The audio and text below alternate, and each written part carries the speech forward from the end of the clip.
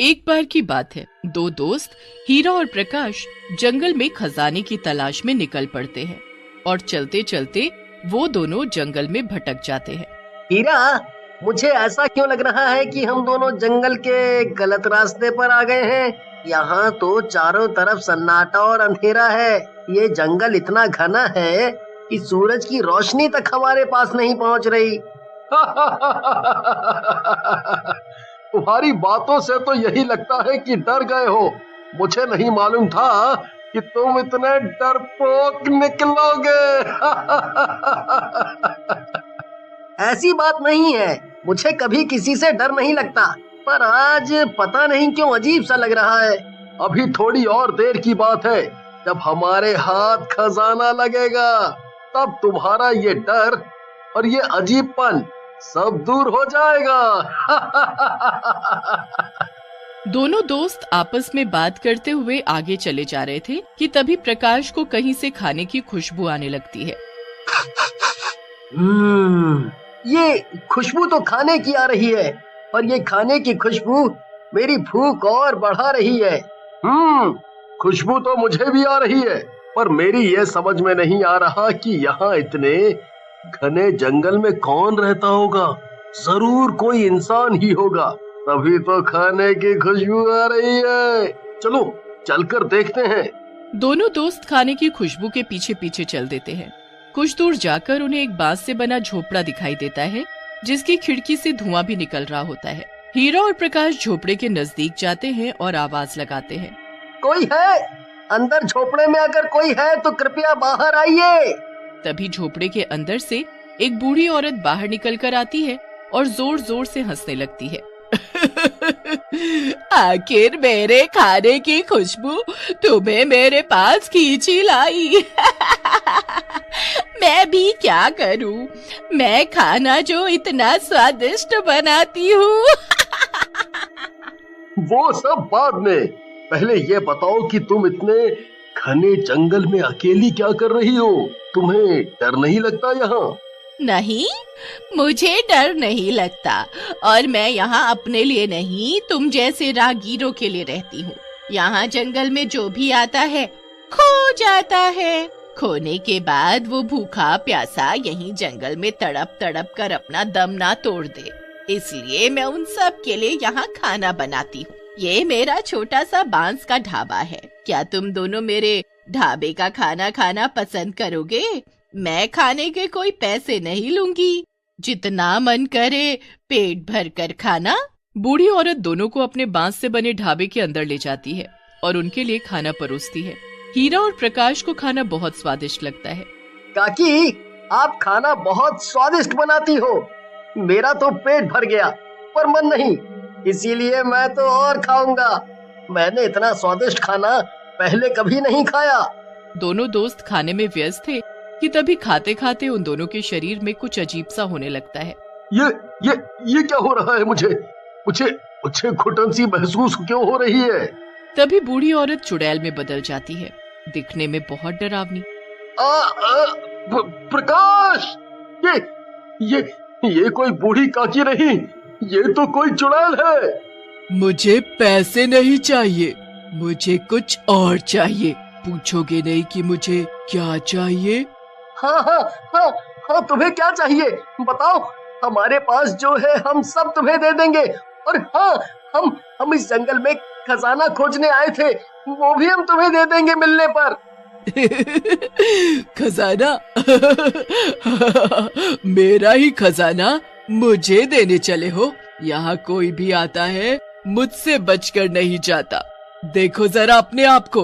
तभी दोनों बहुत छोटे हो जाते हैं, बिल्कुल मक्खी के बराबर। ये तुमने हम दोनों का क्या कर दिया? हमें कीड़ा मकोड़ा क्यों बना दिया? मुझसे ज्यादा बहस करने की कोई जरूरत नहीं। ज्यादा बोलोगे तो अपने पैरों से मसल दूंगी तुम्हें। चुड़ैल उन दोनों को एक कांच के कार में बंद कर देती है। उसके बाद वो चुड़ैल फिर से अच्छा खाना बनाने में लग जाती है। मेरा ढाबा है सबसे न्यारा, एक बार जो मेरे हाथ का बना खाना खाए तो खाता ही जाए। हीरा, इस चुड़ैल ने हमें एक तो इतना छोटा कर दिया है, ऊपर से हम दोनों को इस जार में बंद कर दिया। मेरा यहाँ दम घुट रहा है। हम बहुत छोटे हो गए हैं। अगर हम किसी से मदद भी मांगे तो कैसे मांगे? हमारी आवाज जंगल से बाहर तो क्या इस जार के बाहर तक भी नहीं जाएगी। इसीलिए अब हम कुछ नहीं कर सकते। 2 दिन बीत जाने के बाद जंगल में एक पांडु नाम का आदमी खाना बनाने के लिए लकड़ियां लेने आता है। तभी उसकी नजर चुड़ैल के ढाबे पर पड़ती है। जंगल के बीचों बीच ये क्या है? कौन होगा वहाँ? और उसमें से तो धुआं भी निकल रहा है। पांडु, मुझे तो कुछ गड़बड़ सी लग रही है, इसीलिए निकल चल यहाँ से। चुड़ैल पांडु को देख लेती है और पांडु को वो जाने नहीं देती। उसका रास्ता रोककर खड़ी हो जाती है। मेरे ढाबे का खाना खाए बगैर तुम कैसे जा सकते हो? मैंने तुम्हारे लिए बहुत ही स्वादिष्ट खाना बनाया है, चलो अंदर। नहीं, मुझे नहीं खाना, मेरा पेट भरा हुआ है। मैं खाना खाकर ही घर से निकला था। पांडु के न कहने से चुड़ैल बहुत गुस्सा हो जाती है और जबरदस्ती पांडु को खींचती हुई अपने ढाबे में ले जाती है और जबरदस्ती उसे खाना खिलाती है। मेरा पेट भर चुका है। अब जाने दो मुझे, जाने दो। जाओ जाओ, भागो, अगर भाग सकते हो तो भाग जाओ। तभी पांडु बहुत छोटा हो जाता है और भाग नहीं पाता। ये तुमने मेरा क्या हाल बना दिया। अब मैं अपने घर कैसे जाऊंगा? अपने बच्चों से कैसे मिलूंगा? चुड़ैल उसे भी एक जार में बंद करके एक कोने में टांग देती है। तभी ढाबे पर एक बहुत सुंदर सी लड़की आरती आती है और वो चुड़ैल को माँ कहकर पुकारने लगती है। माँ, मैं आ गई। बहुत दिन लगा दिया मेरी बेटी तुमने। तुम्हें पता नहीं कि तुम्हारी माँ को तुम्हारी हर पल कितनी याद आई। आजा मेरी बेटी, अपनी माँ के गले लग जा। माँ, एक बात बोलूं? हाँ मेरी बेटी, बोलो। माँ, ये ढाबा जंगल में नहीं चलेगा, इसे बंद कर दो। वैसे भी यहाँ जंगल में कौन आएगा हमारा खाना खाने? बेटी, तुम्हें नहीं पता कि हमारा ये ढाबा कितना मशहूर हो गया है। हमारे ढाबे पर खाना खाने लोग दूर दूर से आते हैं। तुम देखना, एक दिन ये ढाबा जंगल को एक शहर में बदल देगा। यहाँ चारों तरफ पेड़ पौधे, नहीं, गाड़ियाँ और बड़े बड़े मकान होंगे। ठीक है माँ, अब मुझे खाना खिला दो क्योंकि मुझे बहुत भूख लगी है। चुड़ैल आरती के लिए जल्दी जल्दी खाना बनाती है और उसे अपने हाथों से खिलाती है, क्योंकि आरती खुद से नहीं खा सकती थी, क्योंकि आरती के दोनों हाथ नहीं थे। सुबह का समय था, आरती सोई हुई थी। तभी चुड़ैल जंगल के बाहर जाती है, रूप बदल कर वही बूढ़ी औरत बनकर, और आते जाते लोगों को अपने बांस के ढाबे पर मुफ्त में खाने का न्योता देने। मेरे ढाबे पर आओ और पेट भरकर मुफ्त में खाना खाओ। मेरे मुंह में तो पानी भर आया। ये सब तो मैंने कभी नहीं खाया। बूढ़ी औरत आगे आगे और सभी लोग उसके पीछे पीछे। थोड़ी दूर चलने पर चुड़ैल का बांस का ढाबा आ जाता है। बांस से बने ढाबे को देख सभी चौंक जाते हैं, पर उन सबका ध्यान सिर्फ खाने पर था। पर कोने में लटके जार के अंदर जो लोग बंद थे वो जोर जोर से चिल्लाते हैं, आवाजें देते हैं, पर कोई उनकी आवाज नहीं सुनता। अब कुछ नहीं कर सकते क्योंकि वो सभी लोग चुड़ैल का बना खाना खा चुके हैं। चुड़ैल जब लोगों को जार में बंद करके छुपा रही होती है, तभी आरती पीछे आ जाती है और पूछने लगती है, माँ, क्या छुपा रही हो? क्या है तुम्हारे हाथ में? दिखाओ जरा। कुछ नहीं है, मैं तो बस कुछ पुराना सामान रख रही थी। आरती को कुछ अजीब लगता है, पर बिना हाथ के वो कुछ नहीं कर सकती थी। चुड़ैल सभी को छुपाकर बाहर चली जाती है। अब चारों तरफ सन्नाटा था कि तभी आरती को कुछ आवाज सुनाई देती है। कौन है? दोनों मिलकर जार को खिसकाते हुए किनारे तक तो ले आते हैं, पर उसे नीचे नहीं गिरा पाते। पर आरती की नजर उन पर पड़ जाती है। अरे ये सब क्या है? कौन हो तुम और यहाँ कैसे आए? हीरा इशारा करके जार को खोलने के लिए बोलता है, पर हाथ न होने की वजह से आरती जार को खोल नहीं पाती। अब आरती अपने मुंह से जार को खोल देती है। हीरा और प्रकाश चुड़ैल की हरकतों के बारे में सब बता देते हैं। तभी पीछे से चुड़ैल आ जाती है। माँ, ये सब तुमने क्यों किया? 4 साल पहले तुमने बड़े ही प्यार से ये ढाबा खोला था, पर इस ढाबे पर लोग खाना खाने तो आते, पर पैसे नहीं देते खाने के। जब हमने इनकी शिकायत सरपंच से की तो सरपंच भी इन सब के साथ मिल गए और रातों रात हमारा ये बांस का ढाबा उन्होंने तुड़वा दिया, उसमें आग लगा दी। उसी आग में तो मैं मर गई। पर तुम्हारे ये हाथ चले गए। बस मैं तुम्हारे साथ रहकर इन सब का बदला लेती रही। माँ तुम बहुत अच्छी हो, पर जो हुआ सो हुआ, इन सब को छोड़ दो, जाने दो। बेटी की बात मानकर चुड़ैल सभी को पहले जैसा कर देती है और जाने देती है।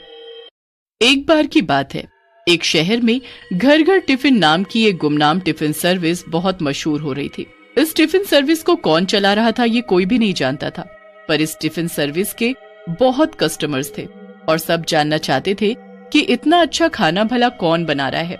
जब भी कोई टिफिन ऑर्डर करता, टिफिन उसके घर के बाहर पहुंच जाता था और ऑर्डर करने वाले डिलीवरी मैन को भी कोई नहीं देख पाता था। एक बार सिया नाम की एक लड़की थी जिसका हाल ही में इसी शहर के एक मशहूर कॉलेज में एडमिशन हुआ था।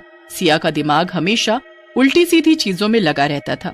सिया एक YouTube चैनल चलाती थी जिस पर वो हमेशा अजीबोगरीब रहस्यमयी चीजों और भूतिया जगहों के बारे में डाला करती थी। सिया को व्यूज भी बहुत मिलते थे। सिया इस शहर में नई थी, इसलिए वो रूम किराए पर लेकर रह रही थी। एक दिन वो अपनी फ्रेंड से बात कर रही थी। अरे यार पिंकी, मैं तो ये रोज रोज बाहर कैंटीन का खाना खाकर ना थक गई हूँ। देखो मुझे, मैं कितनी पतली होती जा रही हूँ और इस तरह चला तो मैं जल्दी ही हॉस्पिटल में मिलूंगी तुम्हें। अरे तो तुम वो टिफिन सर्विस लेना क्यों नहीं शुरू कर देती, घर घर टिफिन। तुम्हें पता है आधा शहर उसी टिफिन सर्विस से टिफिन मंगाता है। अच्छा, तो इस टिफिन सर्विस का मालिक कौन है पिंकी? वो तो कोई भी नहीं जानता। क्या? हाँ, अरे सिया, लोग इस टिफिन सर्विस को गुमनाम टिफिन सर्विस भी कहते हैं। इसका खाना तो लाजवाब होता है और स्टूडेंट्स के लिए सस्ता भी, पर इसे चलाता कौन है वो नहीं पता। तो मैं कॉल किसे करूं? अरे वो तो इस टिफिन सर्विस की वेबसाइट ऑनलाइन अवेलेबल है। तुम वहां जाकर अपना नाम और एड्रेस डाल दो और पेमेंट भी ऑनलाइन कर दो और तुम्हारा टिफिन तुम्हारे दरवाजे पर पहुंच जाएगा। वाह, ये तो सही है, फिर मैं भी इसे ट्राई करूंगी। ओके सिया, चलो मैं चलती हूँ। पिंकी के जाने के बाद सिया भी घर निकल जाती है। सिया घर पहुंचते ही उस टिफिन सर्विस की वेबसाइट को खोलती है और अपना नाम और एड्रेस डाल देती है। कुछ ही देर में उसके घर की डोरबेल बजती है। सिया दौड़कर डोर खोलती है, पर बाहर उसे कोई भी नहीं दिखता है तो बस एक टिफिन बॉक्स जो कि जमीन पर रखा था। उसे वहां रखकर कौन गया ये सिया नहीं देख पाती। अरे आखिर इतनी स्पीड में टिफिन को यहाँ रखकर गया कौन? छोड़ो, मुझे क्या, पहले टिफिन खाकर देखते हैं आखिर ये है कैसा। सिया टिफिन को उठाती है और अंदर रूम में चली जाती है।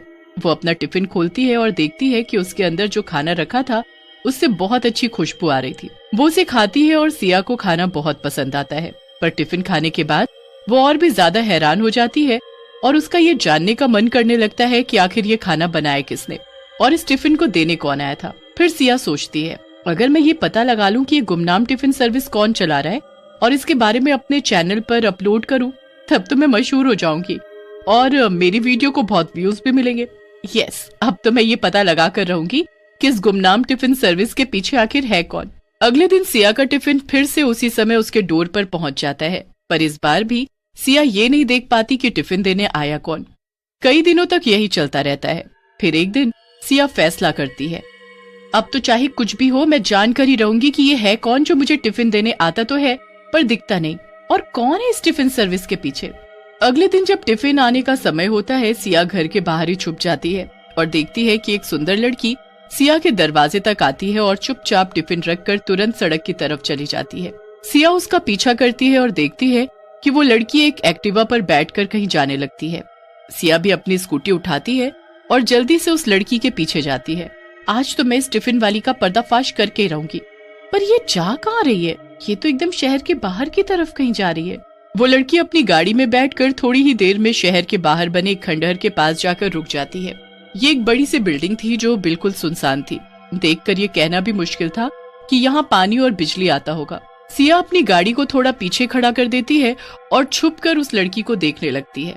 लड़की बिल्डिंग के अंदर अरे ये इस खंडहर जैसी दिखने वाली बिल्डिंग के अंदर क्यों जा रही है? यहाँ पर भला कोई टिफिन सर्विस कैसे चला सकता है? सिया बिल्डिंग की एक खिड़की से अंदर झांकने लगती है और इतना ही नहीं, वो अपना कैमरा खोलकर सब रिकॉर्ड करने लगती है और जो उसे दिखाई देता है वो देखकर सिया के पैरों तले जमीन खिसक जाती है। वो सुंदर लड़की बिल्डिंग के अंदर पहुंचकर एक चुड़ैल में बदल जाती है और उस जगह पर बहुत सारे टिफिन और खाना बनाने का सामान रखा था। ये सब देखकर सिया को कुछ समझ नहीं आता और तभी चुड़ैल की नजर खिड़की के पीछे खड़ी सिया और उसके कैमरे पर पड़ती है। ए, कौन है वहाँ? जल्दी अंदर आओ वरना अच्छा नहीं होगा। सिया चुड़ैल की डरावनी आवाज सुनकर डर जाती है, पर उसे कुछ समझ नहीं आता कि वो क्या करे। इसीलिए वो चुपचाप अंदर चली जाती है। कौन हो तुम? और ये कैमरा? तुमने मेरा पीछा क्यों किया? तुमने मेरा पीछा किया और अपने उस कैमरे में सब कुछ रिकॉर्ड किया ना? सब सच सच बताओ वरना अच्छा नहीं होगा। तुम यहाँ से जिंदा बचकर नहीं जा पाओगी। अरे नहीं नहीं नहीं, वो मैं क्या? वो दरअसल मैंने तुम्हारी टिफिन सर्विस मंगाई थी।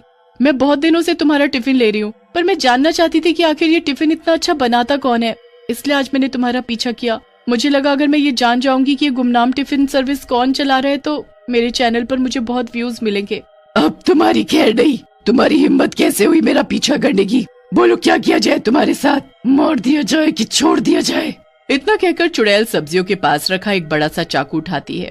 सिया चाकू देखकर डर जाती है और चुड़ैल से कहती है, अरे अरे रुक जाओ, भला तुम मुझे क्यों मार रही हो? प्लीज मुझे जाने दो।